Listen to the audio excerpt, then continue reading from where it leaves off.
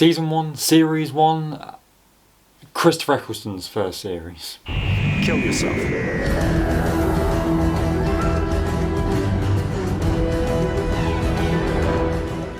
Hello guys, welcome back to New Who HQ. I did a community poll which said, do you guys want series rankings? And I thought, I have done series 1 to 4 already, but it was a couple of years ago. I didn't really know what I was actually talking about, and now I've revisited all the episodes numerous times since. Let's see how different my ranking is. Let's revisit and let's go back to 2005 with Series 1. I'm calling it Series 1. I'm sorry if it's actually Season 1 or whatever.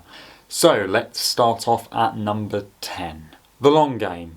Yeah, this series has a lot of ups and downs, and yes, the budget is partially the reason to this, but I think this episode, they ran out of money on this a little bit. And as I said, the effects haven't aged well, but the monster thing coming down from the space station game, whatever it was, kind of a bit of a rubbish design in the first place. I think Simon Pegg as a villain holds up okay. I think it's a very middling episode, which as a story probably hasn't aged very well. And honestly, when I think more about it, not much else comes to my head, and that should be all the answer that you need about what I think about this. Okay, number 9, The Unquiet Dead. Now, this has gone down in my ranking, and that's because I've appreciated other episodes, but I do normally quite enjoy when Doctor Who goes to visit old historians, people quite famous, and Charles Dickens was the person we zoomed in on here, telling a classic Doctor Who twisted ghost story. And I think for the most part it holds up pretty well. It's still, there's still a lot of suspense, it's still quite scary in some parts, and I think Charles Dickens has played quite well. Also, this is where I feel like the Doctor and Rose are quite getting along. They're sort of matched quite well. We've had the introductions, we've had all the did you know this about me, guess what, I did this, I'm Last the Time Lords, and this was a proper good old adventure where they went off. It felt really good performances and pretty solid. Okay, so we got then to number 8, Boomtown. I was debating to put this honestly at the bottom of the list because not really much happens in this episode, and the whole Slitheen thing has not aged well for me because it is classic Russell T Davies villains where he's not taking himself seriously, which makes the story not taking itself very seriously. So when the Slitheen are a threat and they're trying to destroy things, it's kind of like no, it's played for silly games, which makes the threat of the Slitheen nothing. I do think in this episode, though, the banter between the Doctor and the Slitheen is quite present, offers something which probably drags this episode up a little bit, because it knows that it's not taking itself seriously, and it works with it quite well. It's sort of, okay, we're not going to take ourselves seriously, so we're going to have fun, and it does good with the fun that it does, and still has some dark moments which are overshadowed by childish comedy.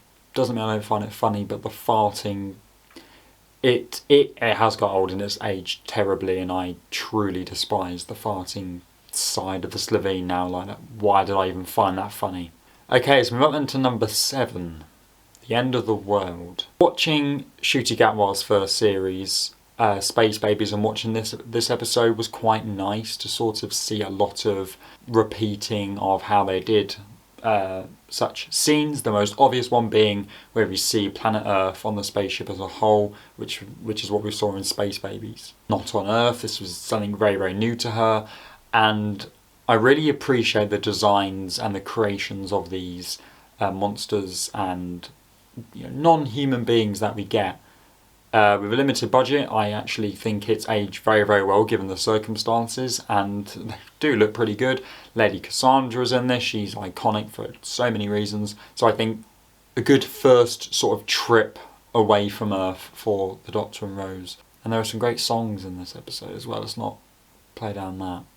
Okay, number 6, Aliens of London and World War III. Now, I literally just said that I'm bored of the farting, and this two-parter has a lot of farting in it. But it ends on a good cliffhanger, and it goes well into the second part, and as a sort of story where I guess it's kind of really bad, but because the first part was so bad, I went into the second part not really expecting much and actually enjoyed it more than I thought I would have.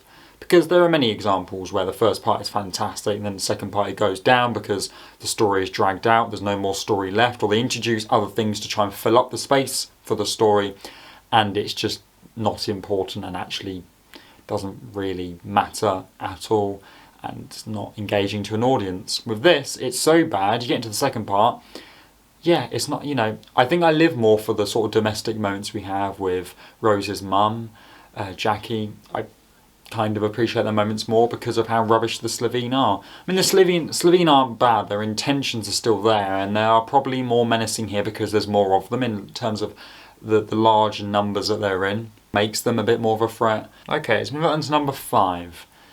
Dalek.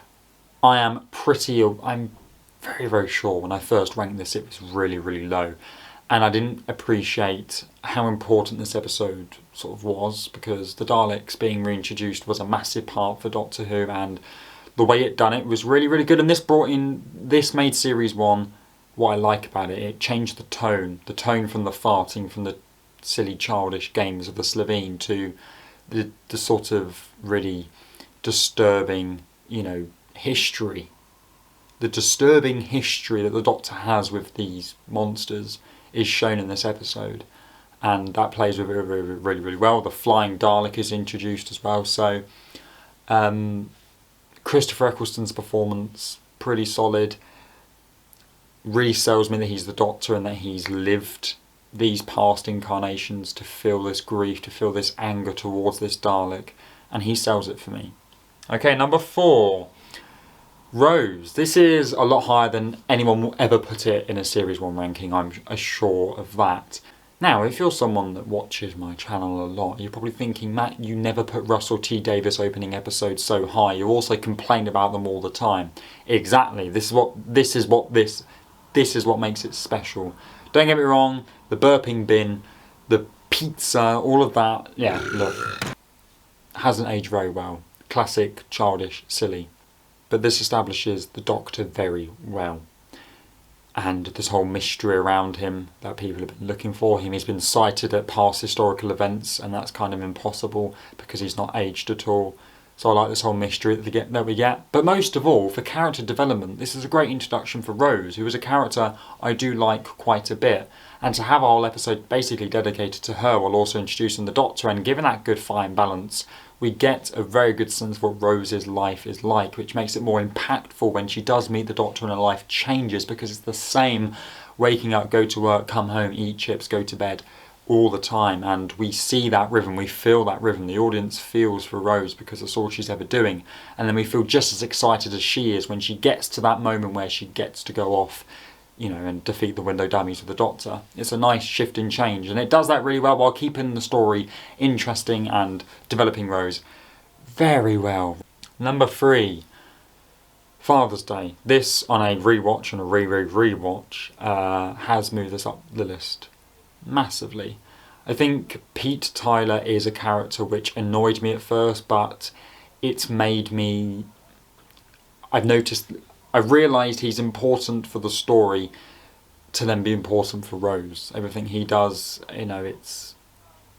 it means something to Rose for him to be there. And the sort of villains that we get, the sort of pterodactyl things, I think they're okay.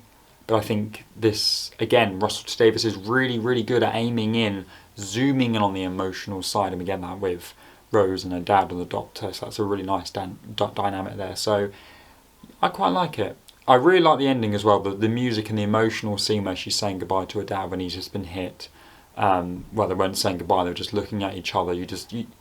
The amount of just love that she had for her dad, and just the feeling that you get, you're like, you feel sad for her. Fantastic. Okay, number 2, The Empty Child and the Doctor Dances. I was a little bit too young to watch this live and properly understand it, but obviously, as I got a tiny bit older, I did watch this episode for the first time, and I was not old enough because it gave me nightmares, it scared the living hell out of me, and I didn't like it. And I think a part of that childhood fear still lives into this, to today, and me viewing it. There's still a little part of me that is scared of this episode, and when episodes make me feel scared, I like it now. But as a story, now I'm older and I can now look at it and actually look at the story. It's very, very well put through.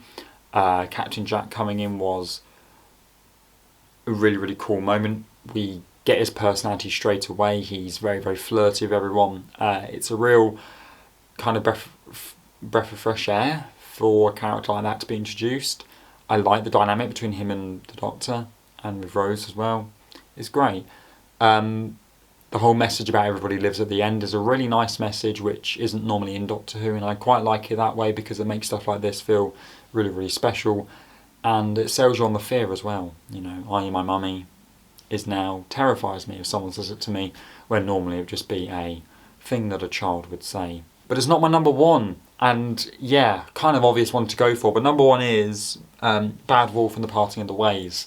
Bad Wolf was mentioned, oh gosh, a lot throughout Series 1, and is mentioned again in Series 4. Basically, RTD's run is full of Bad Wolf. But in this we get some really good explanations and some really good payoffs, and I think I appreciate this finale more because it makes me realise that RTD can do a good finale.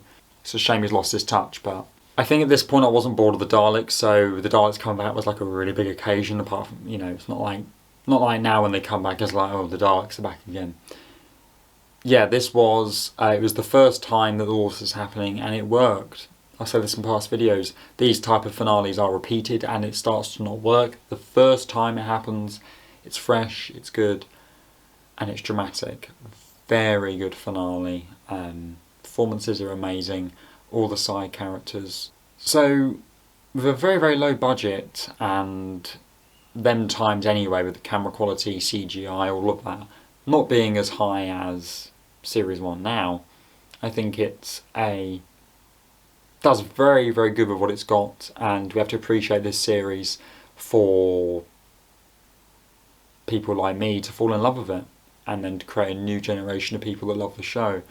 And this all came from this series. Yes, some people jumped on with Tennant, with Smith, but this is where it all started, and the OGs would have started, well, the OGs would have started in the 60s, but, you know, my age group would have started with this, and it holds up well for the most part. But I'm someone that appreciates it for its time, and I think for its time it's blimmin' amazing. So let me know what you think about Series 1, Season 1, Christopher Eccleston's first series. Drop it down in the comments, your thoughts, give this video a like and subscribe. Series 2 is coming next week. Goodbye.